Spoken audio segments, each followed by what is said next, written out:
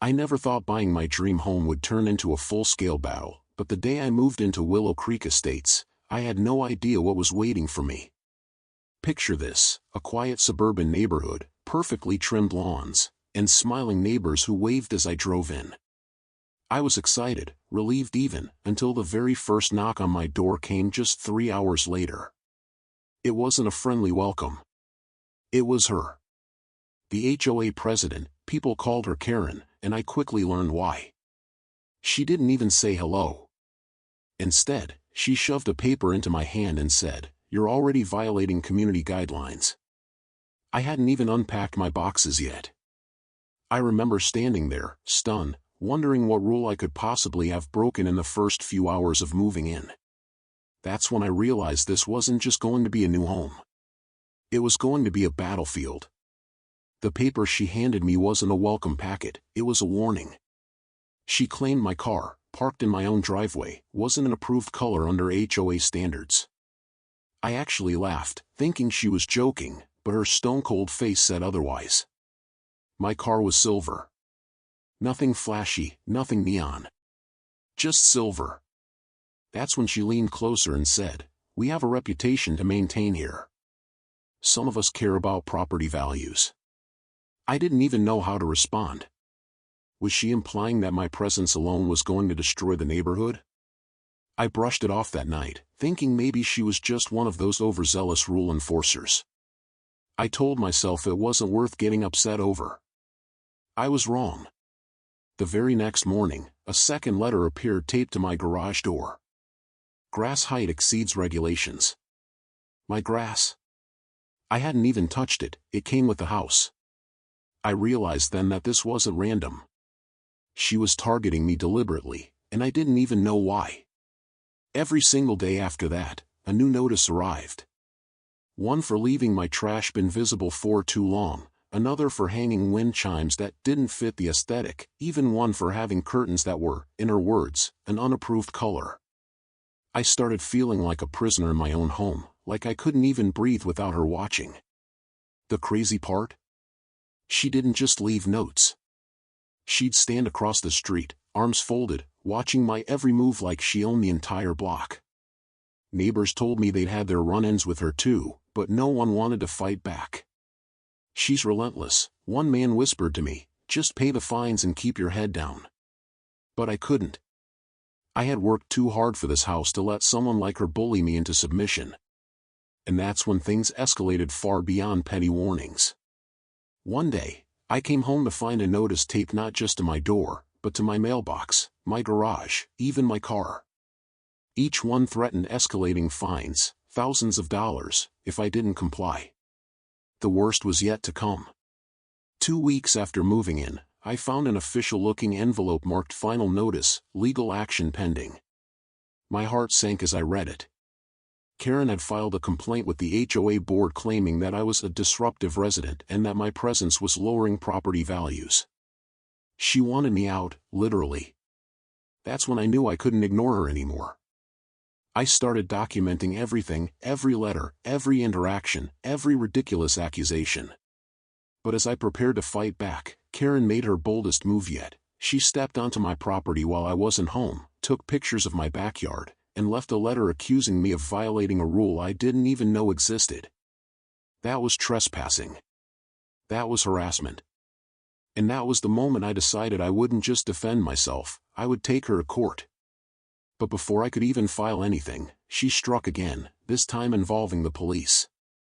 Yes, the actual police showed up at my door one evening because Karen had called them, claiming I had an illegal structure on my property.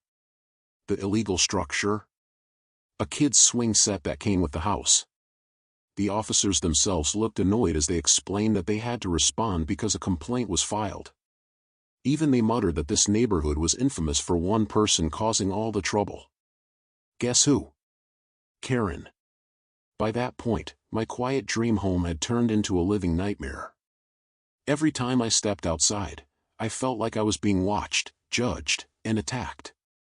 But I'm not the kind of person who just rolls over.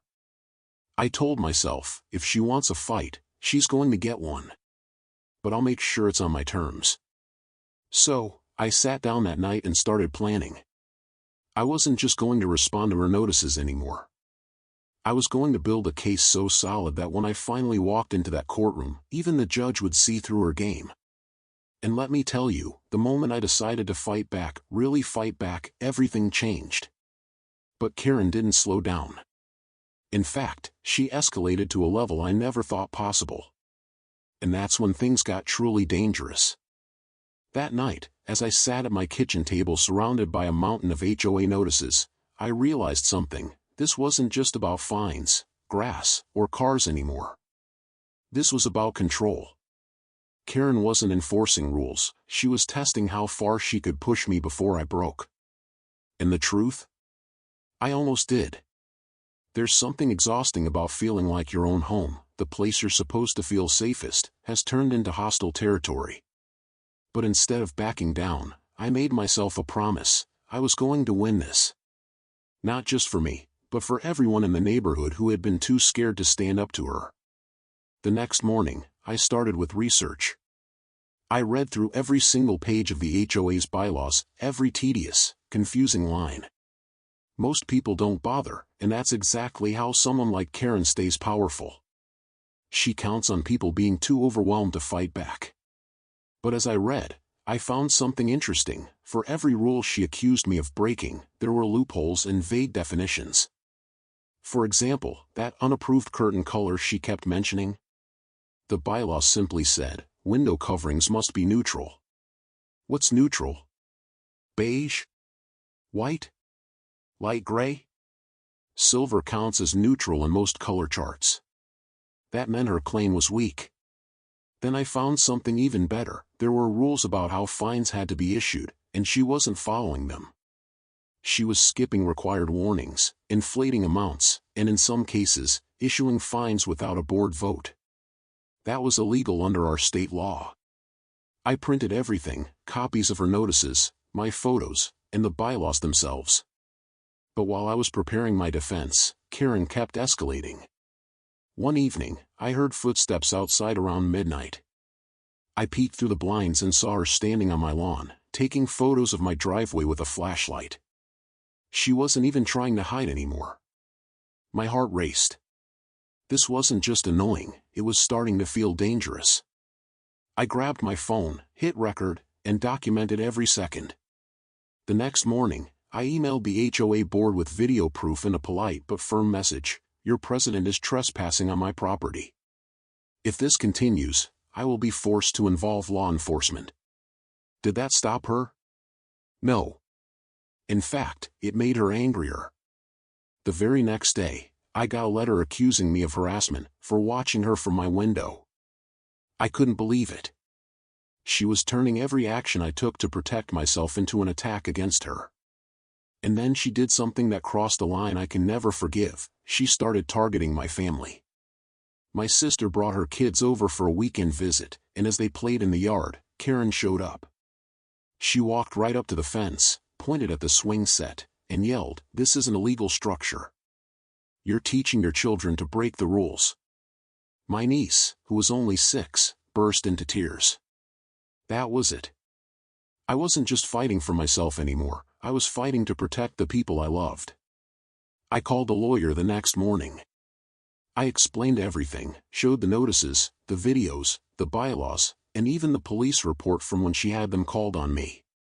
The lawyer didn't even hesitate. "You have a strong harassment case," he said. "HOAs have power, but they do not have the right to intimidate, trespass, or misuse authority. We're going to file." Filing the lawsuit felt like lifting 100 pounds off my chest, but Karen didn't know yet. I wanted it that way. I wanted her to keep going, to keep digging her own hole deeper. And she did. Over the next week, she sent 3 more fines, each more ridiculous than the last. 1 for overwatering my lawn, 1 for having too many cars in the driveway even though 2 belonged to visiting family, and 1 for leaving toys outside overnight. It was almost laughable, almost. Except that each notice came with threats, liens, legal fees, even eviction.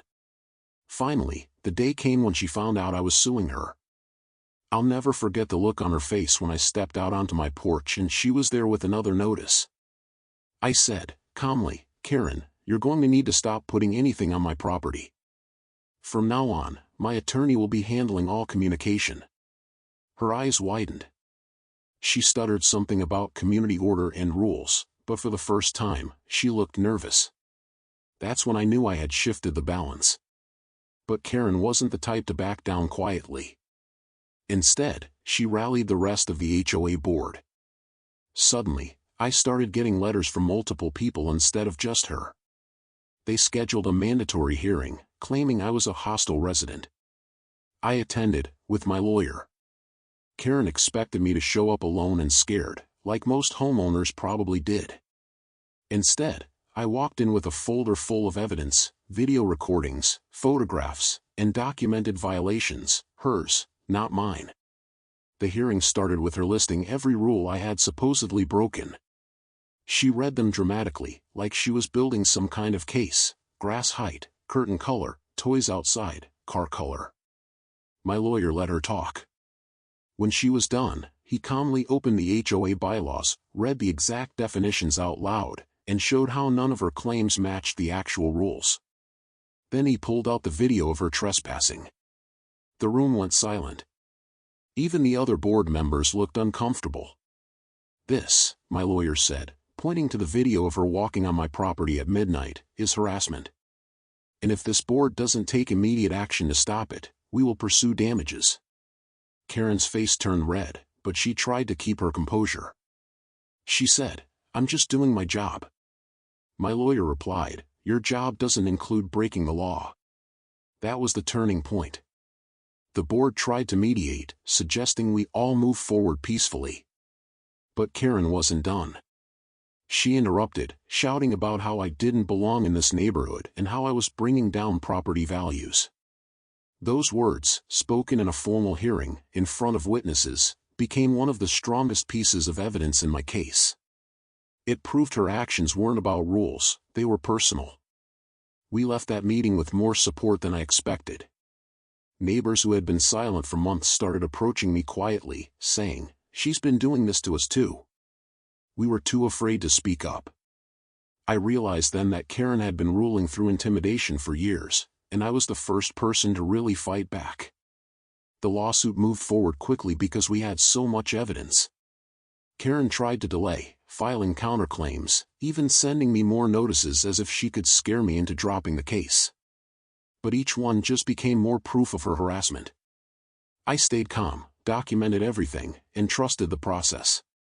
Then came the first court date. I walked into that courtroom nervous but determined. Karen was there too, looking less confident than I'd ever seen her. My lawyer presented our evidence, the videos, the letters, the timeline, the police report, the photos of her on my property.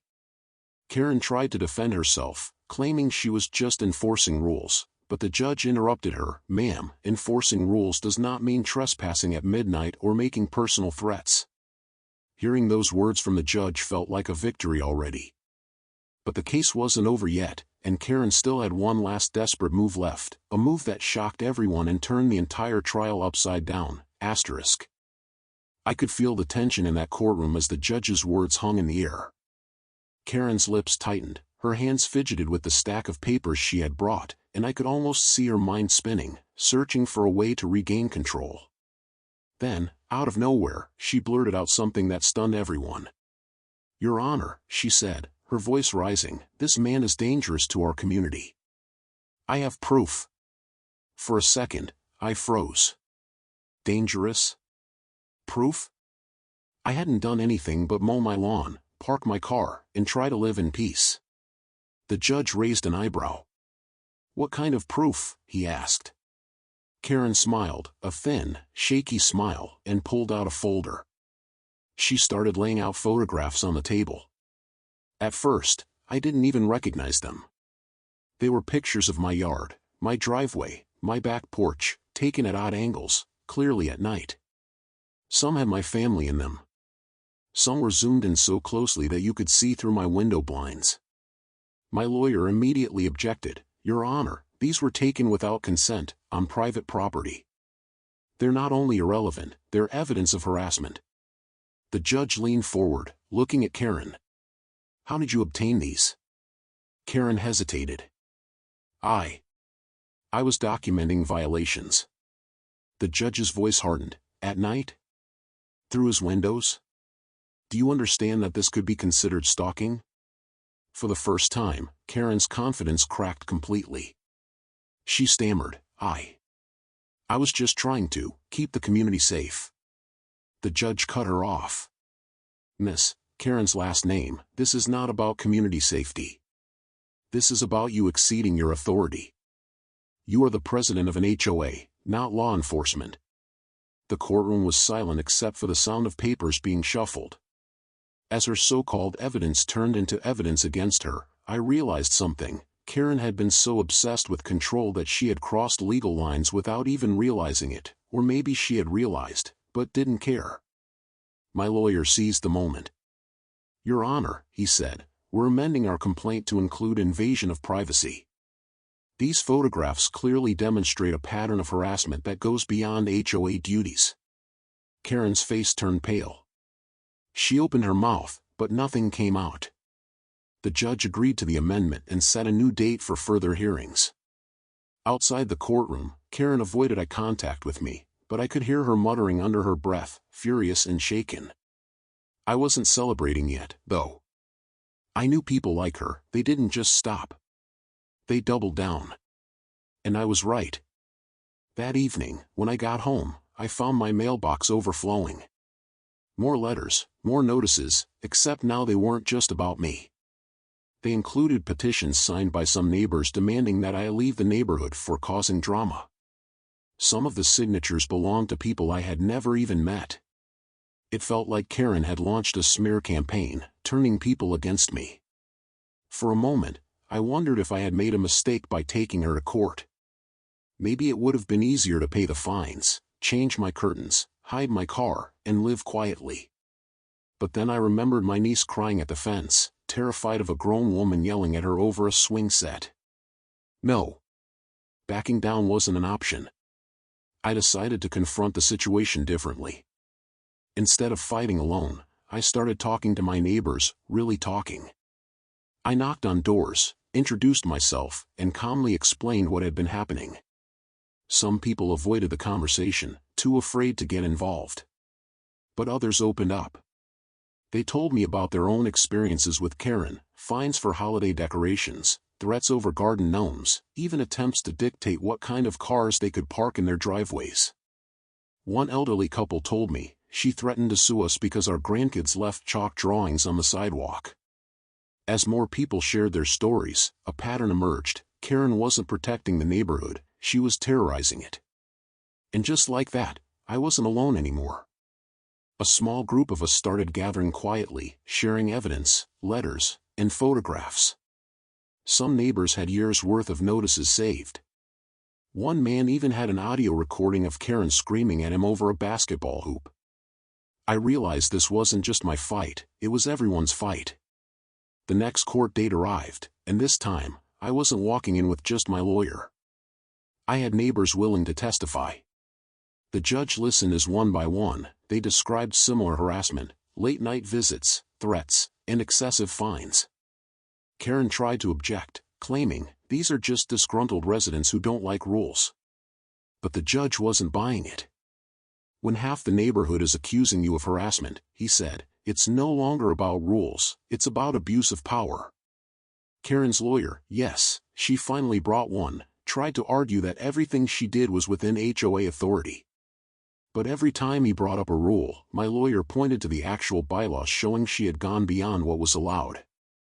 And when we presented the video of her trespassing at midnight, even her own lawyer looked uncomfortable. Then something unexpected happened, the local news picked up the story. A reporter had been in the courtroom that day, covering a different case, but overheard what was happening. By the next morning, the headline read, Homeowner takes HOA president to court over harassment, neighbors speak out. Suddenly, people all over town were talking about Willow Creek Estates and its notorious HOA president. Karen hated it. I could tell because the next time I saw her, in the courthouse hallway, she glared at me with a look I'll never forget. "You're destroying this community," she hissed. I looked her right in the eye and said, "No, Karen. You did that yourself." But the media attention had consequences I hadn't anticipated. Support poured in, but so did backlash. People from outside the neighborhood started driving by, taking pictures, leaving comments online. Some were cheering me on, but others mocked the entire HOA, calling everyone they're entitled. Tension in the community skyrocketed. Karen used that chaos to her advantage. She told the board that I was the reason the neighborhood's reputation was ruined. She claimed property values would drop, and it was all because I couldn't follow simple rules. The board called an emergency meeting, and even though I wasn't required to attend, I showed up, with my lawyer again. Karen tried to rally them against me, but this time, something was different. People weren't nodding along like before. They were questioning her. One board member even said, "Karen, maybe we've been too strict. Maybe this has gone too far." Karen lost it. She stood up, slammed her hand on the table, and shouted, "If we don't enforce these rules, this place will turn into a dump. We'll have cars on lawns, broken fences," and she stopped when she realized everyone was staring at her in shock. The mask had slipped.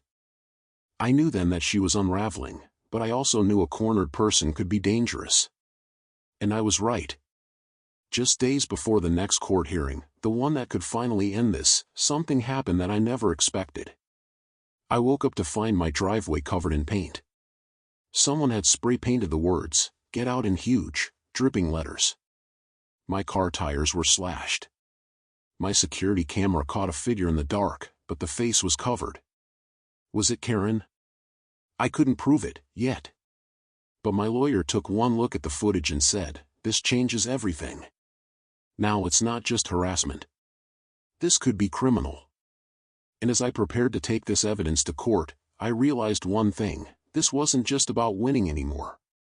This was about making sure someone like Karen could never do this to anyone again. The next hearing would decide it all: my case, my home, and whether Karen's reign of intimidation would finally end. The morning of the next hearing, I felt a mix of exhaustion and determination. My hands trembled slightly as I poured coffee, not from fear but from the weight of everything that had happened. For weeks, my life had revolved around this fight. The neighborhood that once looked so calm and perfect now felt like a stage where every step I took was watched, judged, and sometimes attacked. The spray-painted driveway still hadn't been fully cleaned, though I'd done my best. The words "Get out" haunted me every time I stepped outside. I arrived at the courthouse early. My lawyer was already there, reviewing documents, preparing exhibits. "We need to stay calm and focused," he said. "We're not just dealing with HOA harassment anymore. We have vandalism, possible threats, and a community impact. This judge is going to want facts, not emotions. Let Karen show hers." I nodded. I knew that letting my anger show would only help her narrative that I was a hostile homeowner. When Karen walked in, she looked different. Her usual crisp, confident posture was gone. She looked tired, even nervous, but her eyes still had that sharpness, the kind that said she wasn't ready to give up. Behind her was a small group of people, likely other HOA board members or supporters. Some looked uncomfortable, others defiant. I wondered if they knew about the vandalism, or if Karen had told them some twisted version of the story. The hearing began. My lawyer started by presenting the timeline, the notices, the trespassing videos, the police reports, and now the vandalism incident. He played the security footage for the court.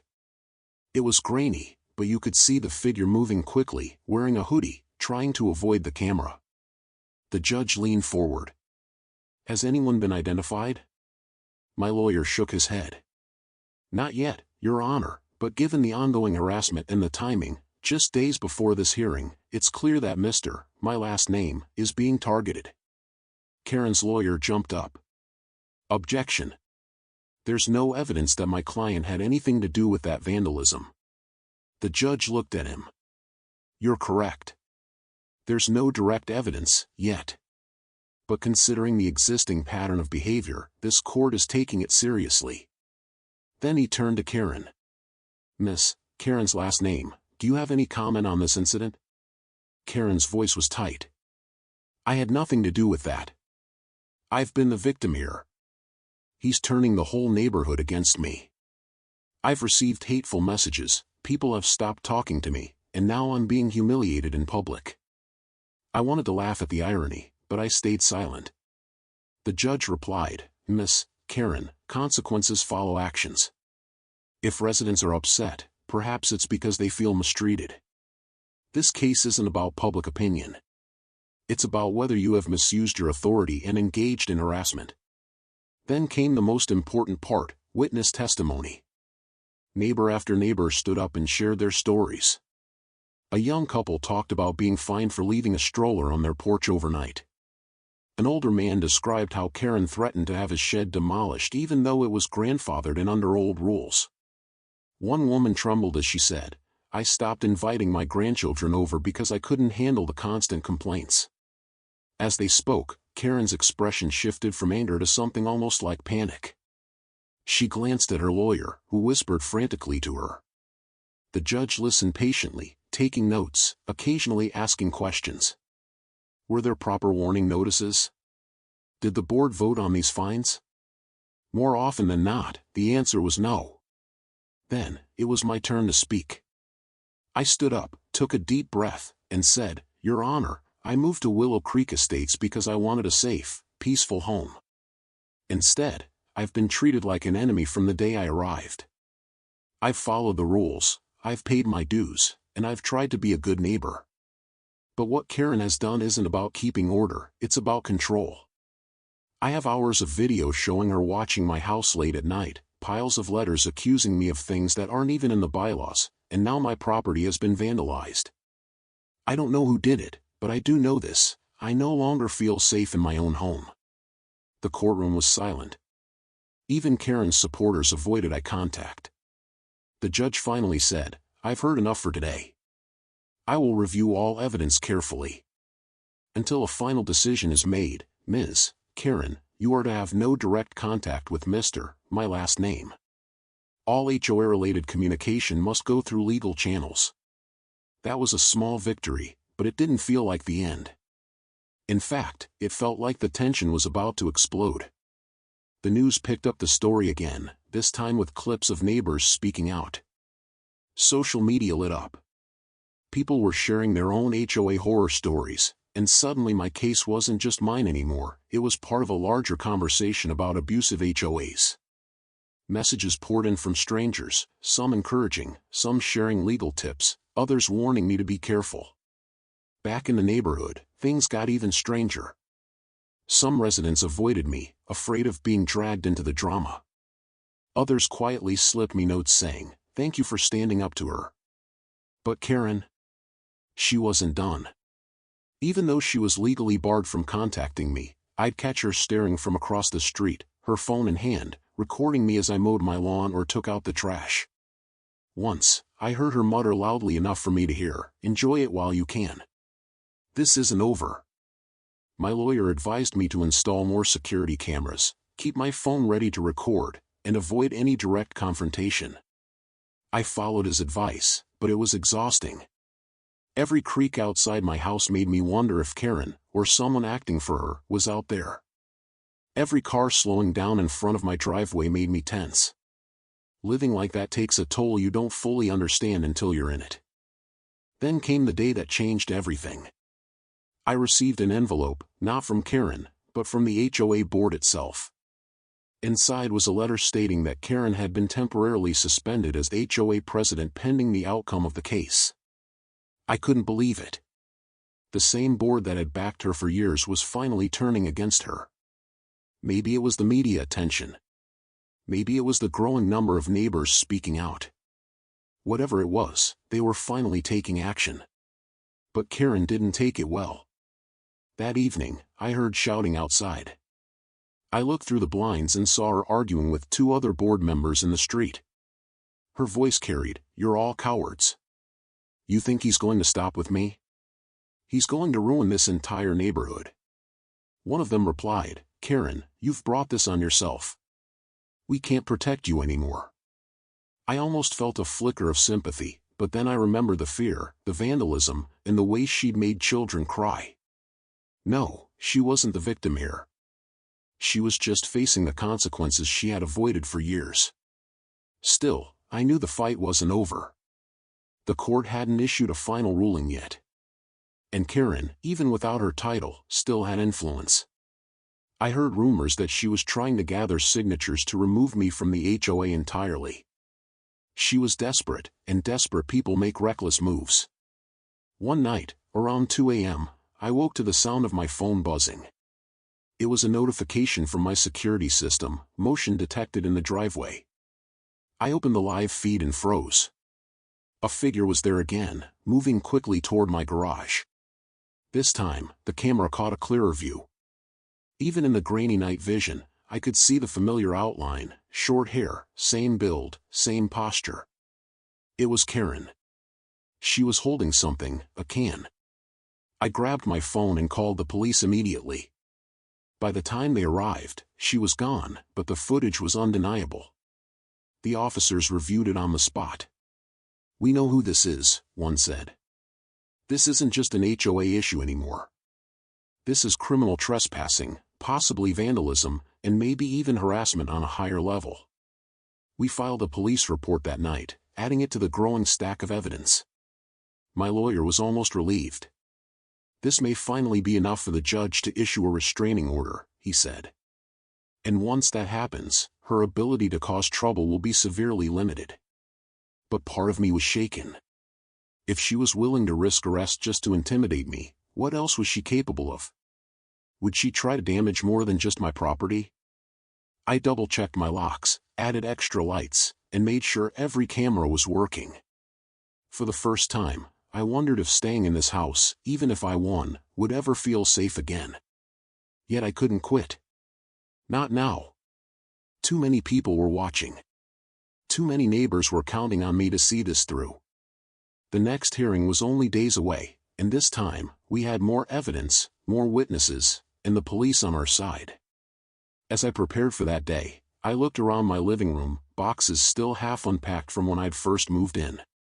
I thought about how this house was supposed to be my escape, my sanctuary. Instead, it had become a battleground. But maybe, just maybe, after this next hearing, it could finally become what I'd dreamed of in the first place.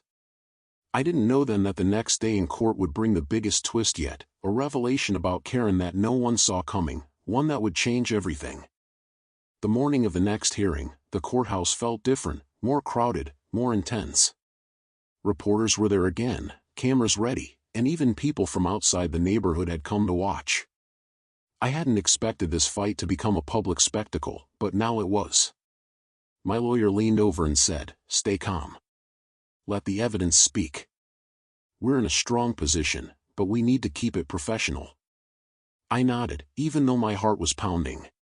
When Karen entered, she looked even more disheveled than before.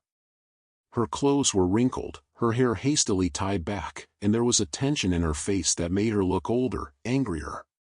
She avoided my gaze but kept whispering furiously to her lawyer. Behind her sat a smaller group of supporters, fewer than before.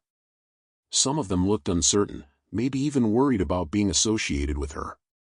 The judge entered, called the case, and we began. My lawyer presented the new evidence, the latest security footage showing Karen in my driveway at 2 a.m., holding a can. We submitted the police report, the timestamps, and the officer's statement. The judge watched the footage carefully, then looked at Karen. "Miss, Karen's last name, is this you in the video?" Karen hesitated, glanced at her lawyer, then said, I can't tell. It's dark. That could be anyone." My lawyer responded calmly. "Your Honor, the physical build, the hair, the clothing, it matches her exactly. And the pattern of behavior matches previous incidents. We also have prior footage of her trespassing." The judge didn't look convinced by Karen's denial. He said, "Miss Karen, you are already under court order not to contact Mr. my last name, or his property directly. If this is indeed you, it's a violation that could carry criminal penalties. Karen's lawyer stood up quickly. Your Honor, my client denies any involvement. However, if there are concerns, we are willing to negotiate a settlement to avoid further escalation. That caught me off guard. Settlement? I glanced at my lawyer. He leaned in and whispered, they know they're losing. But before we could respond, something unexpected happened. A man in the courtroom, a neighbor I barely knew, stood up and said, Your Honor, I have something to say. The judge allowed him to speak. He explained that he had seen Karen late at night several times near my house. He'd kept quiet out of fear but decided he couldn't anymore. Then another neighbor stood. And another. They described similar sightings, strange noises, even finding Karen peeking over fences. Karen's face turned bright red. She stood up suddenly, pointing at me. This is a setup. He's manipulating everyone. I've given my life to making that community perfect, and this is how they repay me? The judge raised a hand. Miss Karen, sit down. This is a court, not a place for shouting matches. But Karen didn't sit. She kept talking, her voice cracking. He's lying. They're all lying. Without me, that neighborhood would fall apart. Do you know what those people are like when no one enforces the rules? Trash everywhere, cars on lawns, noise. Her lawyer tried to calm her, but she shoved his hand away. The judge finally said, Miss Karen, if you do not sit down, I will hold you in contempt. She froze, breathing heavily, then sank into her chair. That outburst might have been the worst thing she could have done. The entire courtroom had just seen exactly what she was like when she lost control. My lawyer remained calm. Your Honor, this case is no longer just about fines or bylaws. It's about harassment, trespassing, and intimidation. My client has a right to feel safe in his home. We request a permanent restraining order, reimbursement for damages, and a formal injunction preventing Ms. Karen from holding any HOA leadership position in the future. The judge didn't rule immediately. Instead, he announced, I will review all evidence carefully before issuing a final decision. Until then, Ms. Karen is prohibited from contacting Mr. my last name in any form, directly or indirectly, and from entering within 100 feet of his property. Law enforcement will be notified. That should have felt like relief, but something inside me knew Karen wasn't the type to quietly accept defeat. As we left the courtroom, reporters surrounded us. Do you feel safe now? One asked. I didn't know how to answer. I wanted to say yes, but the truth was, I still felt like I was living in a war zone. Back in the neighborhood, the atmosphere was tense. Some residents congratulated me, saying, You're doing the right thing. Others whispered that Karen was furious, that she was calling everyone traitors. One evening, I saw her walking quickly to her car, phone pressed to her ear, face pale but determined.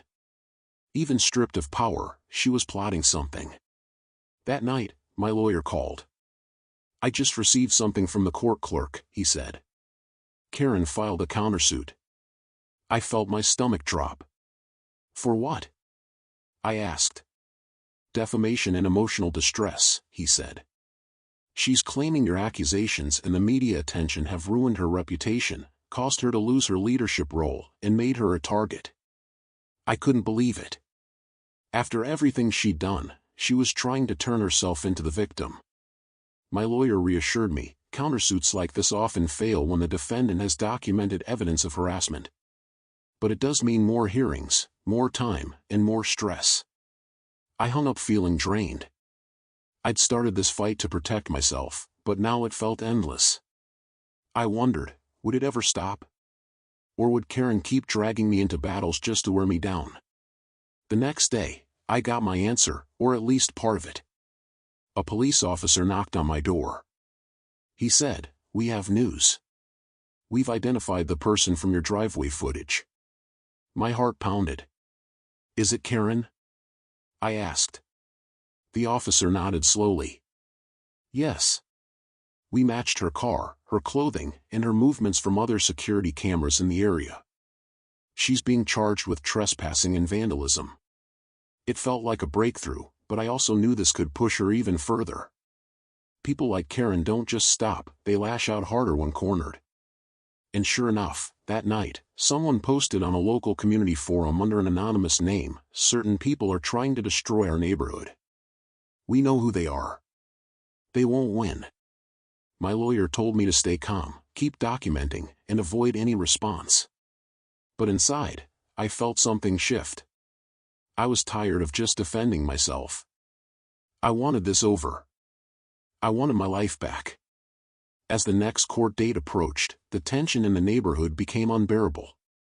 People were taking sides, arguments were breaking out at board meetings, and even kids were whispering about the war on our street. I didn't move here to start a war, but that's what it had become. The night before the final hearing, I stood on my porch, looking out at the quiet houses. For a moment, I thought about what would happen if I lost. Would I have to sell my house, leave, and start over somewhere else? Could I ever feel safe here again even if I won? Then I thought about my neighbors who had suffered in silence for years. They deserved someone to finish this fight. The next morning, as I walked into court, I felt different. Not scared. Not angry. Just ready. I didn't know what Karen had planned, but I was prepared for anything. What I didn't know was that today, a shocking truth about her past would come out, something that would change the entire case and leave everyone in the courtroom speechless. The final hearing was packed, more crowded than any before. Courtroom benches were full, reporters lined the back, and several neighbors showed up even though they weren't required to testify. The tension was so thick it felt like the air itself was heavy. I sat next to my lawyer, focused, trying to keep my breathing steady. Today was it. Months of harassment, endless letters, sleepless nights, security cameras, and vandalism had all led to this moment. Karen walked in surrounded by her attorney and two people I didn't recognize. Her usual sharpness was gone, she looked strained but still held her head high as if clinging to some last thread of control. I noticed her glancing nervously around the room. Her lawyer carried a large folder, the kind that said they were about to make one last big move.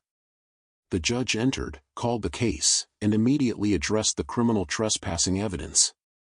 Miss Karen's last name. After reviewing security footage and police reports, this court finds sufficient evidence to confirm that you violated the prior no-contact order. That alone could result in penalties, including fines and probation. Do you have anything to say before we proceed? Karen's lawyer stood. Your Honor, we understand the seriousness of that issue. My client regrets that incident and wishes to resolve this matter without further escalation. However, there are facts about my last name, that the court should know before issuing a final judgment. My heart sank. This was it, the big move I'd sensed. The lawyer continued, we have obtained information showing that my last name, has a history of disputes with neighbors in previous communities. We believe this demonstrates a pattern of behavior that is relevant to his credibility. For a second, I felt the ground slip beneath me. What was he talking about? I had never been in anything like this before. I turned to my lawyer, and he whispered, stay calm. Let's see what they have. The attorney pulled out documents, old HOA meeting notes, letters, and what looked like online forum printouts.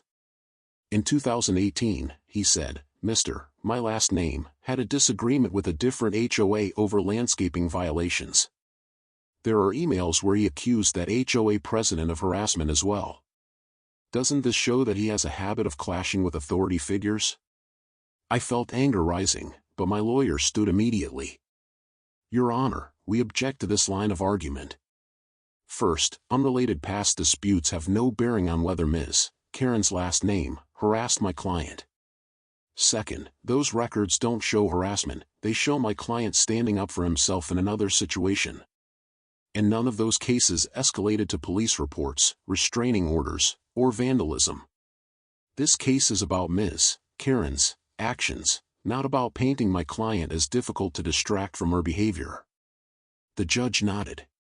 Sustained. We are here to decide on the facts of this case, not speculation about unrelated events. Karen's lawyer sat down, visibly frustrated. Karen herself looked furious, gripping the table tightly. I could almost hear her thoughts. Why isn't this working? Why am I losing control? Then the judge said something no one expected. Before I make my final ruling, I need to disclose something. This court has received additional information submitted by the state regarding Ms. Karen's last name. The entire room froze. Karen's eyes widened. Her lawyer whispered urgently, "What is this about?"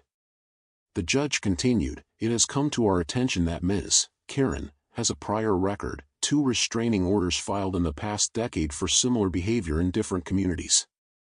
One involved repeated late-night visits to a neighbor's property, and another included threats made to a family during an HOA dispute." Gasps filled the courtroom. Even I was shocked. Karen's lawyer looked blindsided. "Your Honor, that information..." The judge interrupted. "It is public record. And it demonstrates a concerning pattern. This is not an isolated incident. This is a continuation." Karen's face turned pale, then red, then pale again. She tried to speak, but her voice cracked. Those were lies. Those people." The judge cut her off. "Enough, Ms. Karen. This court is not here to relitigate your past. We are here to protect the present and prevent future harm." In that moment, everything shifted. The neighbors in the courtroom whispered to each other. Even Karen's supporters looked stunned. The image she had carefully built, that of a strict but responsible leader, crumbled right there. My lawyer seized the moment. "Your Honor, this confirms what we've been saying. My client isn't the problem. He's the latest victim in a long line of people harassed by Ms. Karen's abuse of power." The judge nodded, then delivered the decision. This court grants a permanent restraining order against Ms. Karen's last name. She is prohibited from contacting Mr. my last name in any way, from coming within 500 feet of his property, and from holding any position on the Willow Creek HOA board or any similar organization for a period of no less than 5 years. Furthermore, she is ordered to pay restitution for property damages, legal fees, and emotional distress. A violation of this order will result in immediate arrest. For a second, I couldn't even process the words. Permanent restraining order. Restitution. Legal fees covered. Karen's mouth opened like she wanted to argue, but her lawyer pulled her arm and whispered something. She slumped back in her seat, defeated. It was over. Or at least, the courtroom part was. Leaving the courthouse, I felt a strange mix of relief and exhaustion. Neighbors patted me on the back, reporters shouted questions, but all I wanted to do was go home, lock my doors, and finally sleep without fear. The next few weeks were quiet, eerily quiet. Karen disappeared from the neighborhood. Her house was dark most nights, and eventually, a for sale sign appeared in her yard. Some people said she was moving to another city. Others whispered that no HOA would touch her again. Life slowly returned to normal. I fixed my driveway, replaced my curtains, and even let my niece draw chalk hearts on the sidewalk without worrying about fines. The air felt lighter. Neighbors started talking to each other more, realizing we didn't need someone like Karen to tell us how to live. But even as peace returned, I couldn't forget how close I had come to giving up. How easily one person's obsession with control had turned an entire community upside down. And how many people stayed silent for years because they were too afraid to fight back. Standing on my porch one evening, watching kids play in the street and families walking dogs, I thought, this is what a neighborhood is supposed to feel like: safe, free, and alive. Not perfect, not uniform, but human. I don't know where Karen is now, and honestly, I don't care. What I do know is that I will never ignore that first gut feeling again, that sense that something is wrong, even if everyone else says, just ignore it. Because sometimes, ignoring it only makes it stronger. And if you've ever dealt with someone like Karen, you know exactly what I mean. They thrive when you stay quiet. They count on your fear. But the moment you stand up, the moment you say, enough, that's when everything changes. For me, it wasn't just about winning a case. It was about taking back my home, my peace, and my life. And finally, after months of chaos, I did.